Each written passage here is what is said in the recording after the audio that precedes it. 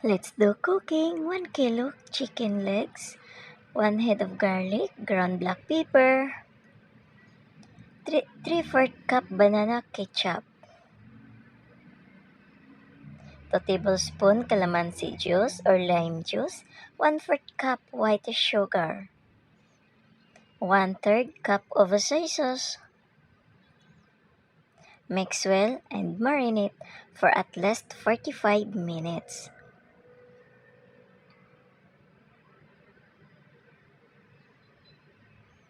Pwede din kayong gumamit ng ibang chicken cut dito guys, hindi lang for legs.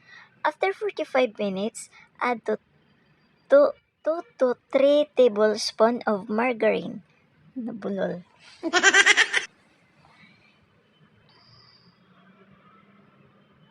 3 pieces bay leaves. Continue cooking. Sabi nga nila, cook with love. Sana all.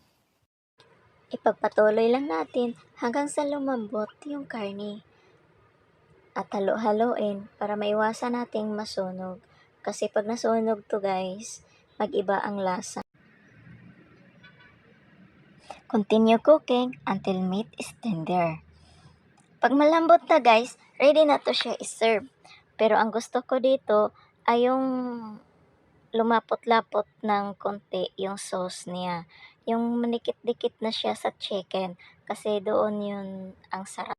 Wala sa ex mo. Haluin lang ng natin.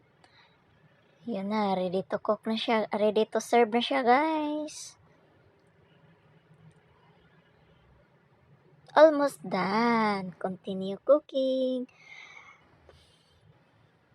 Yan na yung favorite ko niya. Natuyo na yung sauce. Yung natira, hanggang ano na lang siya. Yung konting-kunti na lang talaga. Yung tamang-tama lang. Ayun na. Wow, sarap nito guys. Charn excited ako.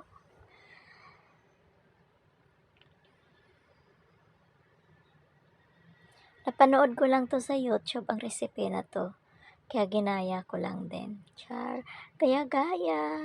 Para may matutunan. Diba? That's it for today's video. Thank you for watching. Tara, kain na tayo.